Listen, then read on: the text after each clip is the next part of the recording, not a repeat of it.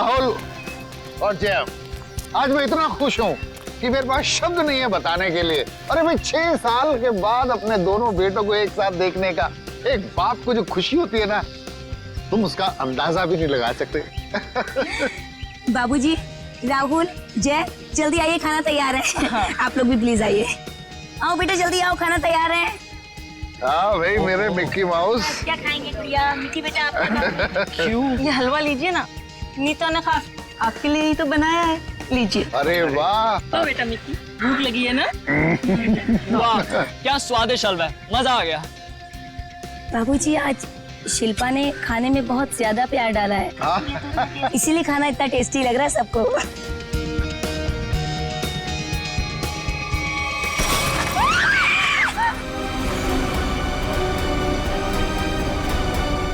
ये क्या?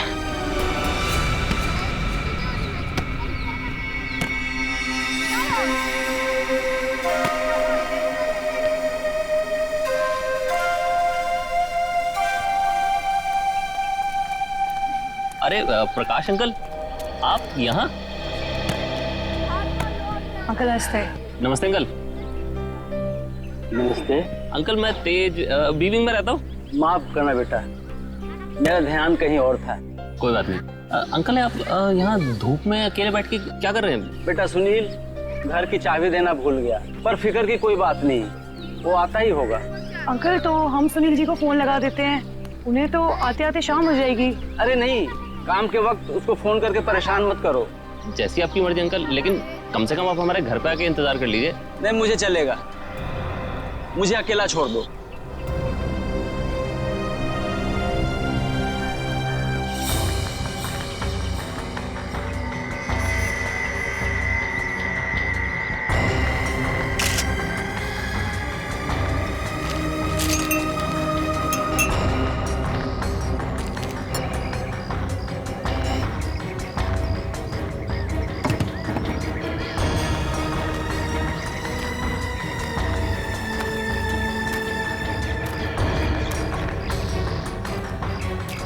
एक बात बताइए जी, आप सब लोग यहाँ पर खाना खाने बैठे थे है ना, तभी ये हाथ खाने में गिरा? जी सर। ऐसा डरावना हाथ तो हमने पहले कभी देखा ही नहीं, और सर हम तो एकदम से डर गए थे।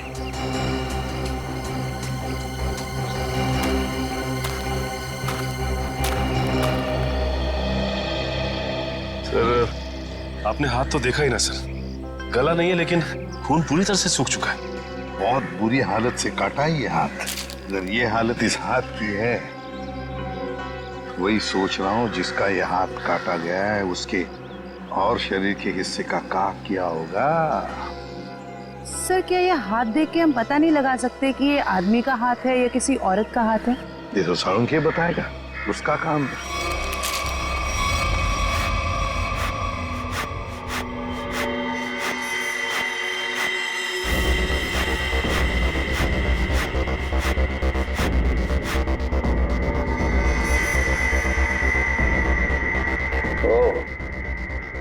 इन मुजरिमों के हौसले भी दिन ब दिन बुलंद होते जा रहे हैं। ओए, अकेले में क्या बातें कर रहा है? मुझसे बात कर। क्या पता चला, बताओ जल्दी। बस जिस किसी का भी हाथ है उसका डीएनए मरने वाले की कहानी पुकार पुकार कर बता रहा है। ऐसी क्या कहानी बता रहा है सर? सचिन, जिस किसी का ये हाथ है उसकी उम्र 40 से 45 साल की है, और बॉस इसके साथ जो कुछ हुआ है उसे सोच करके भी रोंगटे खड़े हो जाते हैं। रोंगटे खड़े हो जाते? क्यों सालूं के सब? इसके हाथ में से खून का एक एक कतरा निचोड़ निचोड़ के निकाला गया है। क्या कह रहे हैं सर आप? इतना कुछ किया गया इस बेचारे के साथ इसे मारने से पहले? हाँ, और ये सुइयां, ये तारे, ये सब इस हाथ के प्रेशर को, वॉल्यूम को और डेंसिटी को बता रहे हैं। लेकिन सर जब आदमी मर चुका है और उसके हाथ में खून ही नहीं तो प्रेशर कैसा? एक डेड बॉडी का भी एक निश्चित वॉल्यूम, निश्चित प्रेशर और निश्चित डेंसिटी होती है, लेकिन इसके मुर्दा शरीर का वो डेंसिटी, वो वॉल्यूम और वो प्रेशर तीनों कम है। और ये हाथ देखो बॉस, इस हाथ को देखने से लगा है कि किसी ने बहुत ही क्लिनिकली, सर्जिकली इस हाथ को काटा है। अच्छा, मतलब किसी ऐसे आदमी ने ये काम किया है जो मेडिकल के बारे में जानता है, शायद डॉक्टरी पेशे का हो सकता है। लेकिन ये है कौन, ये जानने से पहले हमें ये पता लगाना होगा कि ये हाथ किस आदमी का है, और ये हमें इस हाथ के ऊपर मिली अंगूठी ही बता सकती है। लेकिन सर उस अंगूठी को तो जंग लग गया था ना? हाँ, अंगूठी को जंग लग गया था। किसी ने बॉस उस अंगूठी को ब्रिंजोन कार्बाइड नाम के केमिकल में डाला है ताकि जंग हट जाए और उस अंगूठी का असली रूप हमारे सामने आ जाए। एक मिनट।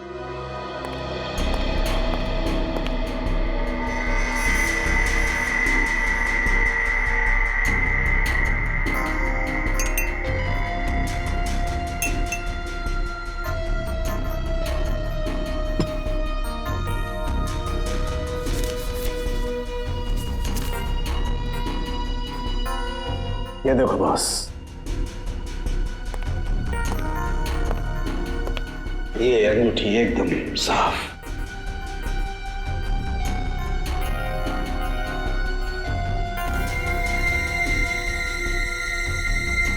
ये क्या है? इस अंगूठी के अंदर 2 अल्फाबेट्स इनग्रेव किए हुए हैं, RV। सर, ये 2 अक्षर R और V, इनसे कैसे पता चलेगा उस आदमी के बारे में? यही तो हमारा काम है ना फ्रेडी, पता लगाना। सिर्फ इन 2 अक्षरों से, R और V। फ्रेडी, इससे भी छोटी सुराग से हमें पता चल सकता है मुजरिम कौन है। सर, हो सकता है ये RV मरने वाले के नाम का इनिशियल हो सकते हैं, और सचिन ये भी हो सकता है कि वो इनिशियल्स RV पत्नी के भी हो। वो अंगूठी शायद शादी की अंगूठी हो। सर, एक और बात, वो अंगूठी प्लैटिनम में बनाई गई थी। सर, ऐसी अंगूठियां आसानी से बाजार में मिलती नहीं है, खास ऑर्डर देकर बनवाई जाती है। बिल्कुल सही। बस उस अंगूठी का फोटोग्राफ शहर में जितने भी जौहरी है उन सबको भेज दो। पता चल जाएगा किस जौहरी ने वो अंगूठी बनाई थी और किसके लिए। RV। Yes sir. सर, एक बात समझ में नहीं आ रही कि अगर ये खूनी RV को मारना ही चाहता था तो आसान मौत भी तो दे सकता था। ये काटने की क्या जरूरत? सचिन, मरने वाले की पहचान छुपाना चाहता था, वो पहचान छुपाना चाहता था। सर आपसे मिलने कुछ लोग आए हैं और वो कह रहे हैं कि अर्जेंट है। बुलाओ। आइए। नमस्ते सर। आइए, बताइए क्या बात है? सर, एक बहुत ही बड़ी मुसीबत आ गई है, बस आप ही हैं जो हमारी मदद कर सकते हैं। मुसीबत? कैसी मुसीबत? सर, हम लोग मोतीलाल नगर की रोज सोसाइटी से आए हैं। हमारे बिल्डिंग में एक बुजुर्ग रहते थे, प्रकाश जी। रहते थे मतलब? क्या आप नहीं रहते? सर, कल तक तो थे। सोसाइटी के पार्क में बैठे हुए देखा था हमने उन्हें, बोरिया बिस्तर बांध के बैठे थे। तो आप लोगों ने जाकर उनसे पूछा नहीं कि क्या बात है, क्या तकलीफ है, हैं? पता नहीं सर, हमने उनसे पूछा तो कुछ अजीब सा बड़बड़ाने लगे। सर, उनके बाहर बैठने की कुछ ना कुछ वजह जरूर है। क्या वजह हो सकती है? सर, उनका सौतेला बेटा सुनील बहुत ही ज्यादा बदतमीज और झगड़ालू किस्म का इंसान है वो। सर, हमें लगता है उसी ने ही सामान सहित अपने पिता को घर से बाहर निकाल दिया है। पता नहीं कहाँ होंगे वो। हो सकता है वो अपने ही घर वापस चले गए हों। घर में चेक किया आपने? हम लोग गए थे वहां पे, वो वहां नहीं थे, और हमने सुनील से पूछा तो उसने बोला कि उसे पता नहीं है। सर, उससे उनकी कोई परवाह नहीं है। सुनील? हेलो? हाँ? कहाँ पे? एक मिनट, आप क्या नाम बताया आपने? मालती? ठीक है, देखिए आप लोग चिंता मत कीजिए, आप सिर्फ उनकी फोटो भिजवाइए हमें, हम देखते हैं। सर, मालती नाम की हाउसवाइफ इंदिरा नगर से गायब है सर। इंदिरा नगर से मालती और मोतीलाल नगर से एक बुजुर्ग, दोनों के दोनों गायब है। इन दोनों के घर जाना पड़ेगा, पूछताछ करनी पड़ेगी।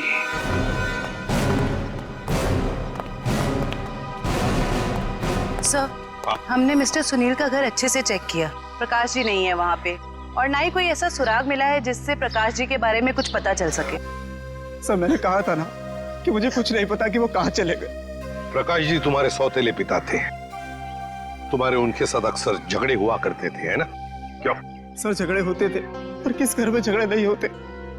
इसमें सौतेली वाली बात कहाँ से आ गई सर? सगे बाप बेटों में भी तो झगड़ा होता है ना।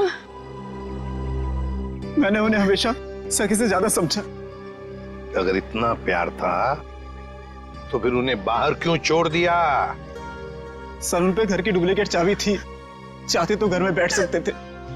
सर मुझे तो लगता है कि इन दोनों ने मजबूर किया होगा उन्हें घर छोड़ने के लिए। ये आप क्या कह रहे हैं सर? हम ऐसा क्यों करेंगे?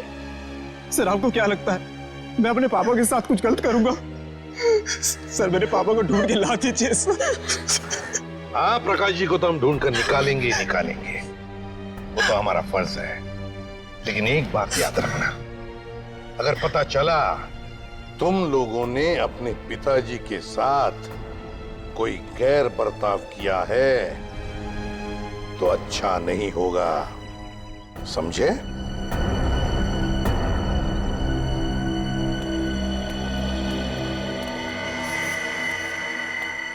सर ये वो लेटर है जो मालती छोड़ के गई थी। जरा बच्चों को अंदर लेके जाओ।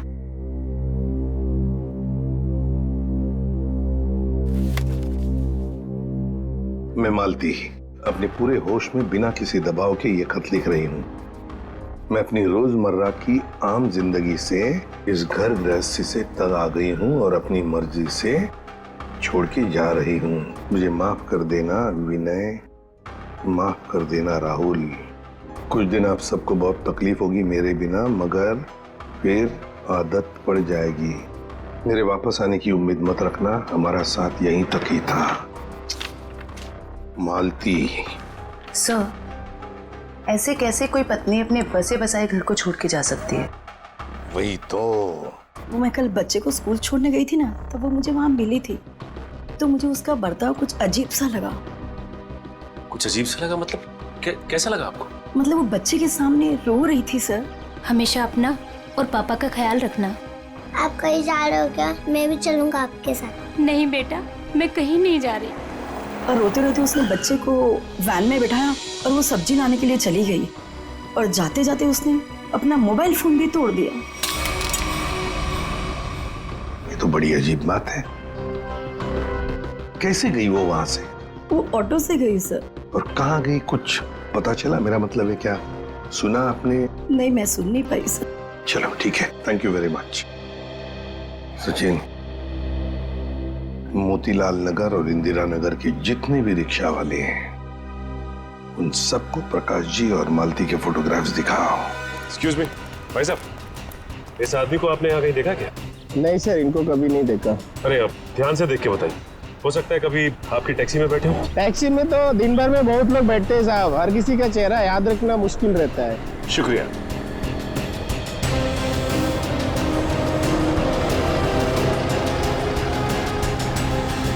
भाई साहब, आप देखिए इन्हें, कहीं देखा है आपने? इस बुजुर्ग आदमी को तो मैंने पिंजर की खाड़ी के पास छोड़ा था। पिंजर की खाड़ी?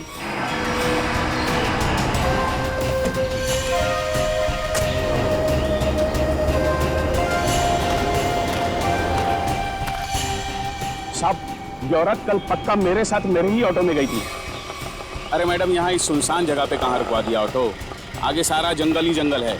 और साहब एक और बात बताऊं, वो औरत ना मुझे बड़ी अजीब सी लग रही थी साहब। पूरे रास्ते रोती हुई गई और मोटी डोंगरी की गुफा के पास इसने मेरी ऑटो रुकवाई और उतर के चली गई। मैंने कहा भी कि मैडम अपने बाकी के पैसे तो लेते जाइए, लेकिन उसने पीछे मुड़कर देखा ही नहीं, बस जंगलों की तरफ बढ़ती चली गई साहब। ठीक है भाई साहब। जी सर। अरे जयवंती जरा देखो, देखो जरा ये टैब में, मोटी डूंगी की गुफा और पिंजर की खाड़ी। सर ये दोनों इलाके तो कुलवाड़ी के जंगलों के आसपास हैं। काफी सुनसान इलाका लग रहा है सर। हाँ, इस इलाके में 20 किलोमीटर तो जंगल ही जंगल है, लेकिन ये दोनों ऐसे घने जंगल में उतरे क्यों?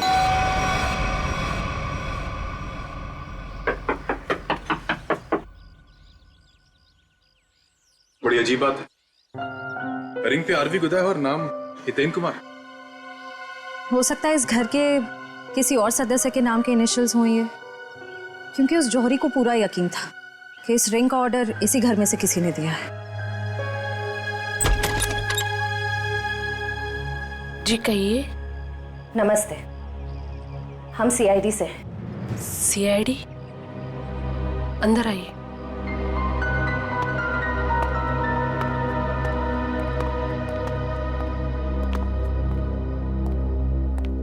जी हितेन ठीक तो है ना? कहाँ है वो? आप उन्हें साथ नहीं लेके आए?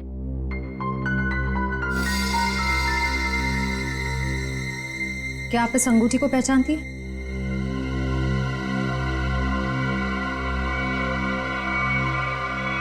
संभालिए अपने आप को। मैम ये लीजिए।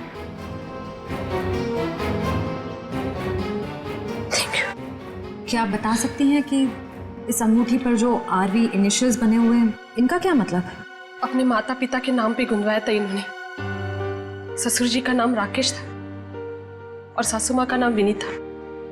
मुझे लग रहा था कि जरूर कुछ ना कुछ बुरा हो रहा है। हितेन कभी मुझे बिना बताए घर से गायब नहीं हुए।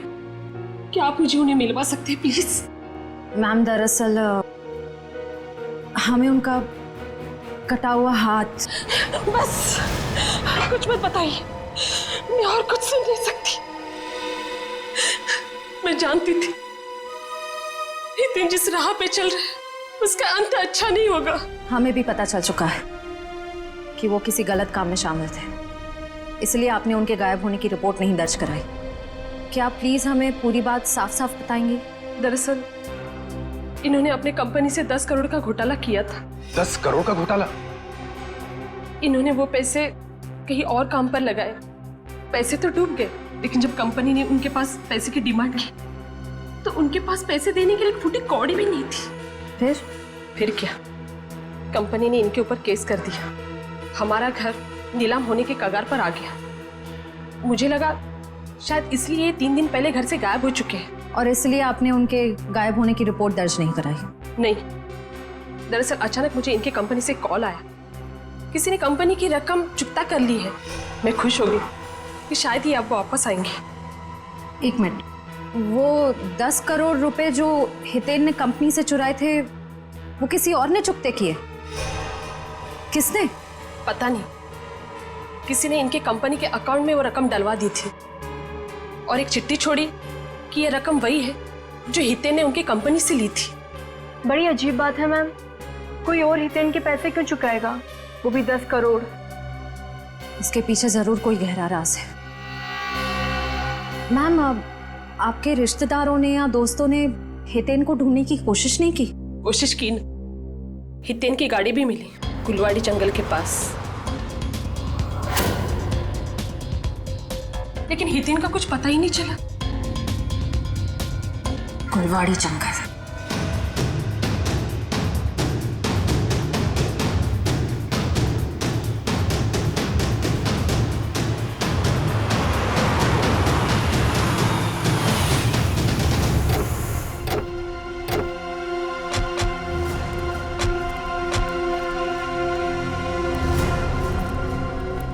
सर, ये जंगल तो काफी डरावना है।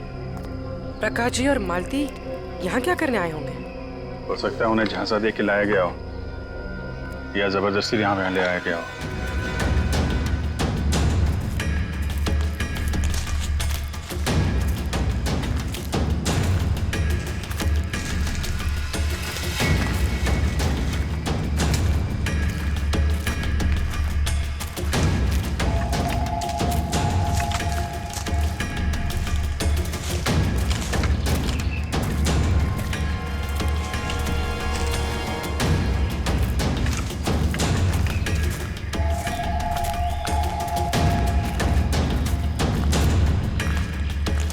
एक मिनट अभिजीत,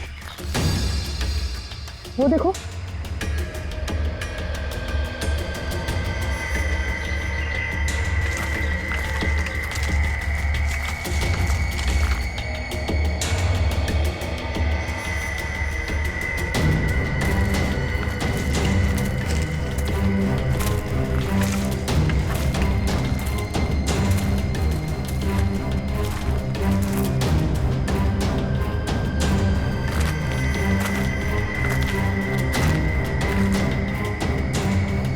इतने सारे कपड़े, ये जूते,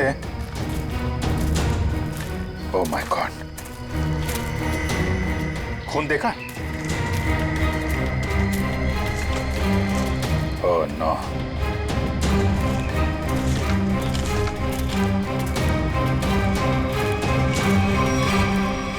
ये खोपड़ियां, ये हड्डियां, ये जंगल के अंदर चल क्या रहा है?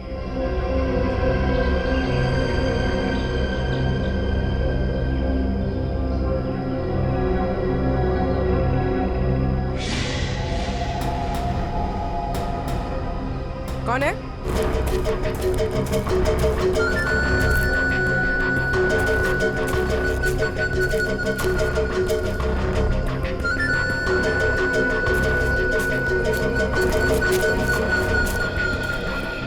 क्या हुआ? वहां तो कोई नहीं है सर। सर वहां पे कुछ था सर। सुनसान जंगल में कौन हो सकता है? ये तो सारे कपड़े, जूते और ये हड्डियों को देखकर लग रहा है कि अलग अलग उम्र के लोगों को शिकार बनाया गया है। बहुत खतरनाक अपराधी है। मासूम भोले भाले लोगों को यहाँ बुला के मार डालता है।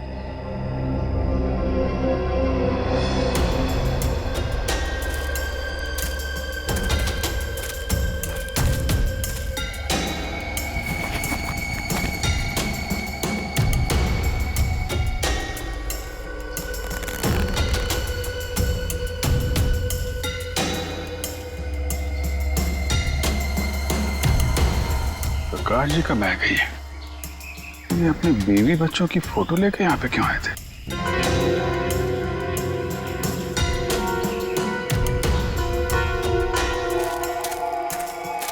ए रुको! क्या हुआ? सर वहां पर कुछ अजीब सा था सर। गाड़ी क्या हुआ सर? सर जंगल में कोई आया है? तुम लोग देखो जरा जाके।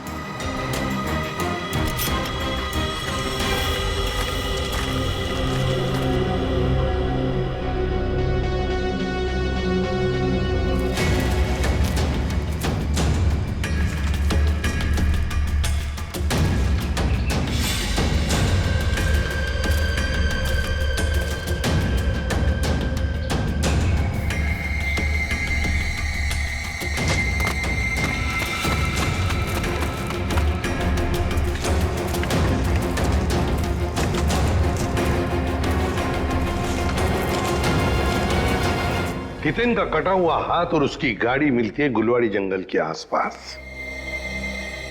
समझ में नहीं आ रहा, पता नहीं क्यों सचे मुझे ऐसे लग रहा है कि हितेन का केस, मालती का केस और प्रकाश जी का केस, इन तीनों केसेस का आपस में कोई ना कोई संबंध है, कोई ना कोई संबंध है। सर प्रकाश जी और मालती के बारे में कुछ और पता चला है। क्या? सर ठीक हितेन की तरह ही प्रकाश जी और मालती दोनों कर्जे में थे। प्रकाश जी के बेटे को 5 लाख रुपए देने थे और मालती जी का घर गिरवी रखा था।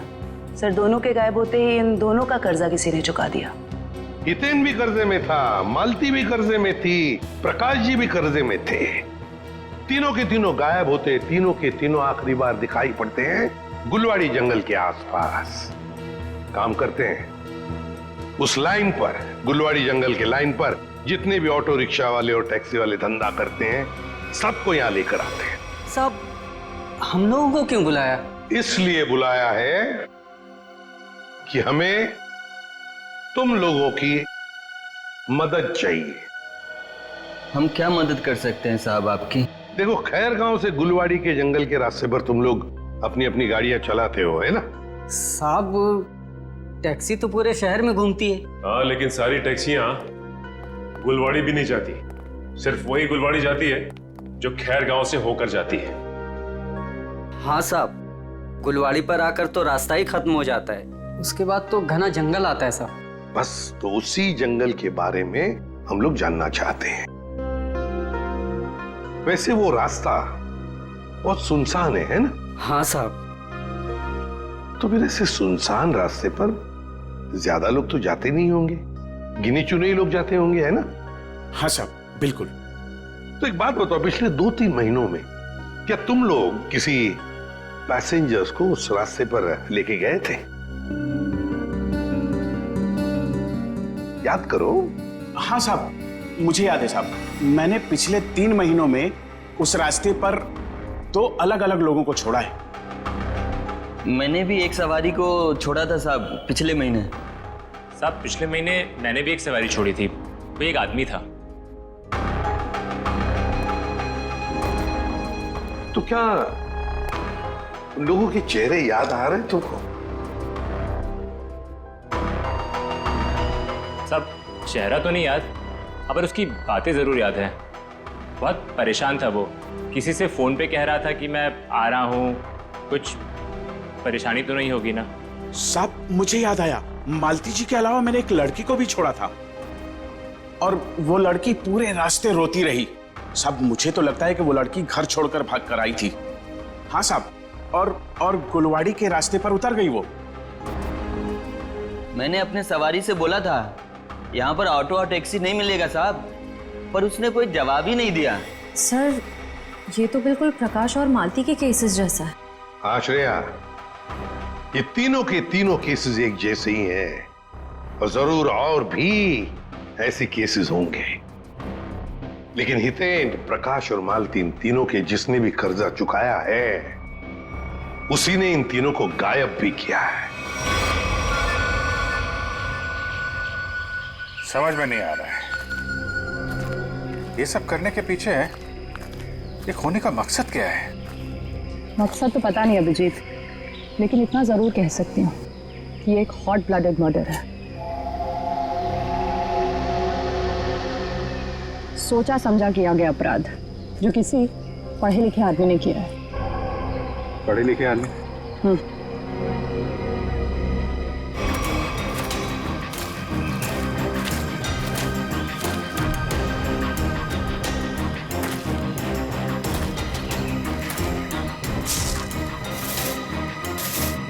ये देखा?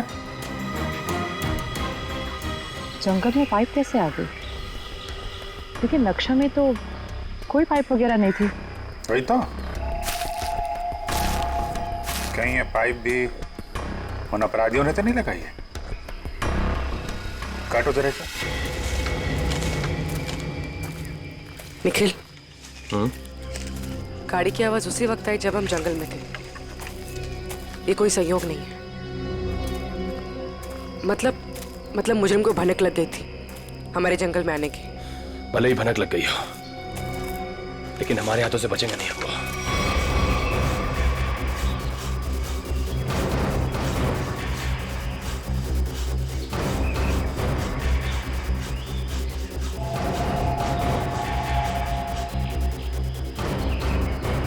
बदबू आ रही है। खून? पाइप में खून है।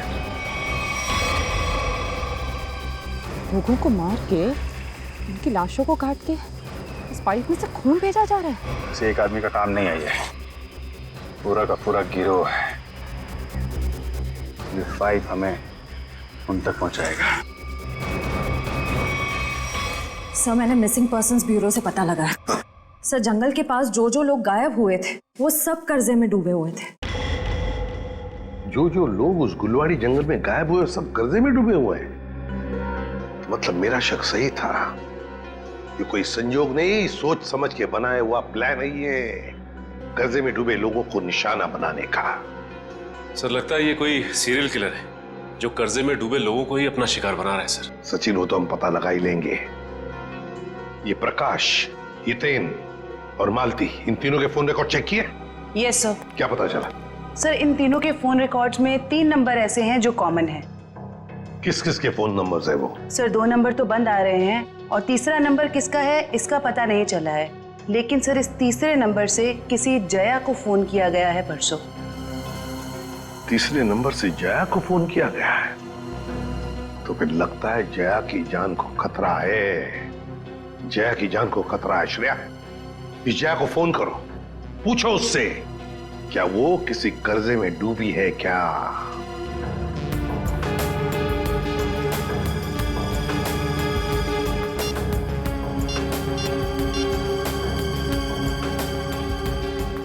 जया, निखिल, ये देखो, टायर के निशान। टायर के निशान? अगर टायर के निशान यहाँ है तो गाड़ी भी यहीं कहीं आसपास होनी चाहिए।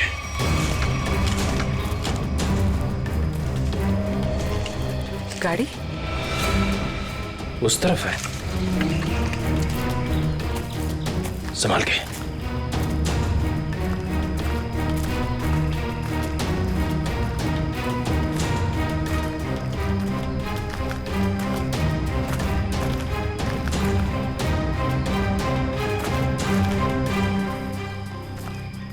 यहाँ तो आसपास कोई नहीं है।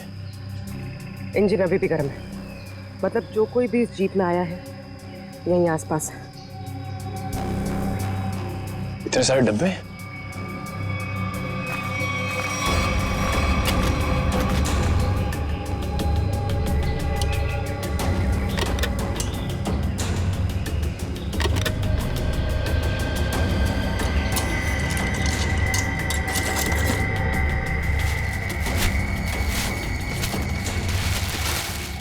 ये तो अस्पताल का सामान है।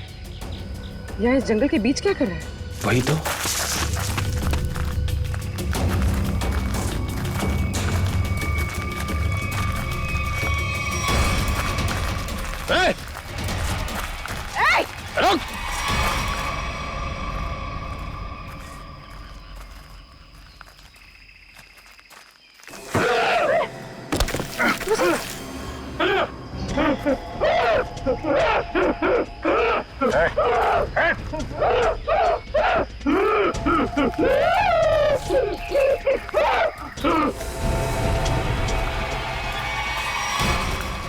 रुक!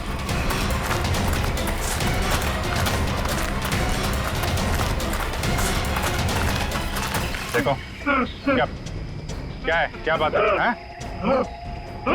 तुम बोलो, क्या बोलना चाहते हो? कहीं से तो को नहीं मारा। मैं इसकी दिमागी हालत देख के तो नहीं लगता ये। देखो ठीक है, तुम जाओ यहाँ से अभी। चलो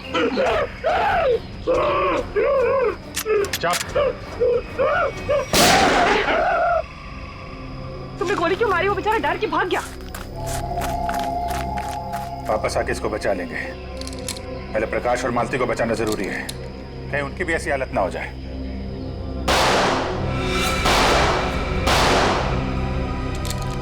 गोली की आवाज? कहीं निखिल पूरी मुसीबत में तो नहीं? लेकिन उन्हें ढूंढेंगे कैसे अभी? जिधर से गोली की आवाज आई है उधर।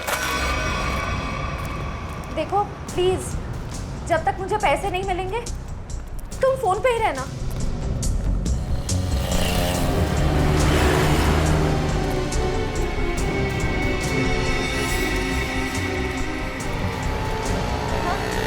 मुझे दुकान दिख गई, मैं आ रही।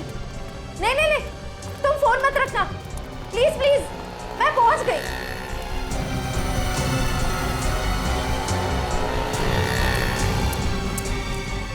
भाई साहब वो मिट्टी का तेल दो ना।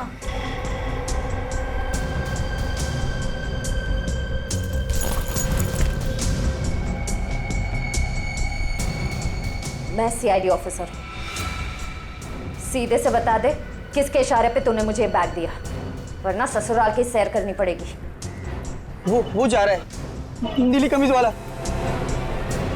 फोन पर। मयूर, इशिता, वो ब्लू शर्ट वाला। बस बहुत घूम लिया। तुम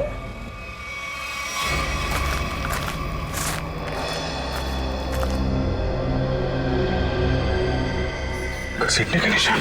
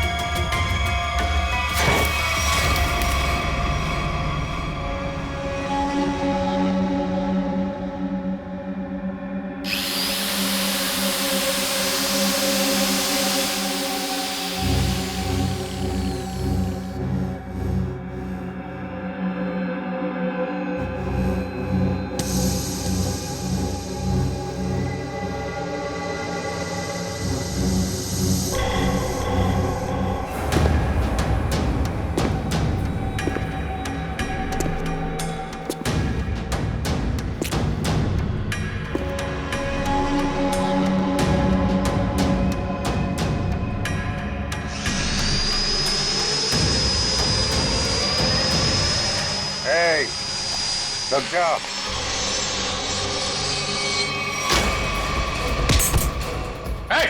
रुक जाओ, नहीं तो इसकी खोपड़ी उड़ा दूंगा।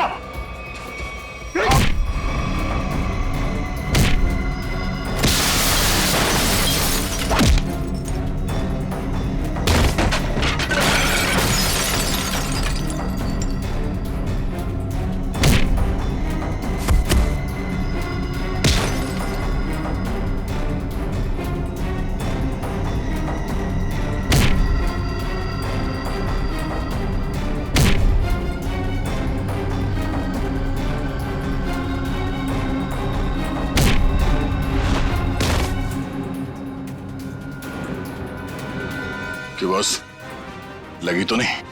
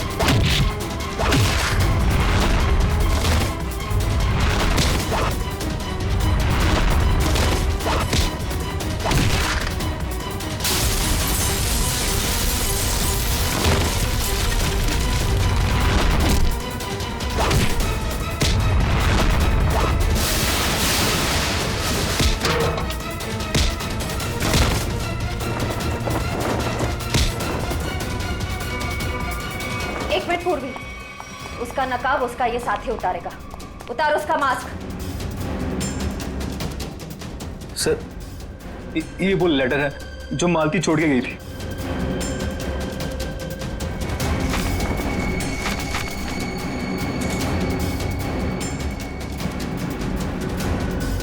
आप क्या कह रहे हैं सर? हम ऐसा क्यों करेंगे? पैसों की लालच में तुम इतनी गिर गई, तुमने इंसानियत को शर्मसार कर दिया। यहाँ तक कि अपने पिता समान ससुर तक को नहीं छोड़ा तुमने।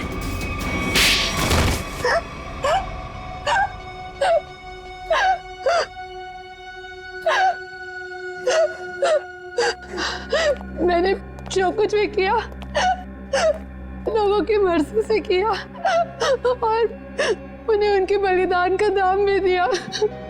गलत। लोगों की मजबूरी का नाजायज फायदा उठाया तुम लोगों ने। उनके शरीर के अंगों का काला कारोबार कर रहे थे तुम लोग। क्यों?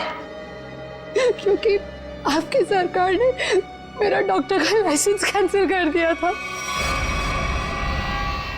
कमाल है, तुम्हारा लाइसेंस रद्द कर दिया तो तुमने लोगों को मारना शुरू कर दिया।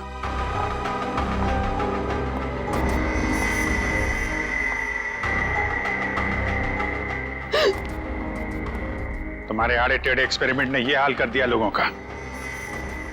शर्म आनी चाहिए तुम दोनों को। इतना नीचे गिर गए कि अपने घर वालों को तक नहीं छोड़ा तुम लोगों ने। क्या करते सर, विदेश के ग्रुप से पैसा ले चुके थे हम, और जो अंग उन्हें चाहिए थे वो हमारे पास नहीं थे, इसलिए सोचा घर वाले ही सही। बड़े बड़े मुजरिम देखे हमने, मगर तुम लोगों जैसे घटिया सोच वाले लोग आज तक नहीं देखा। बीमार हो तुम लोग, इस समाज में रहने लायक नहीं हो। किस्मत अच्छी हुई तो जिंदगी भर जेल में सड़ोगे, वरना आसार तो यही है कि अदालत फांसी देगी तुम्हें। ले जाओ इन्हें। चल।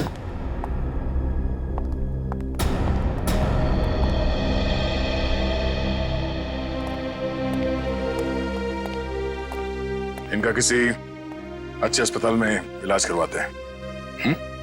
चल।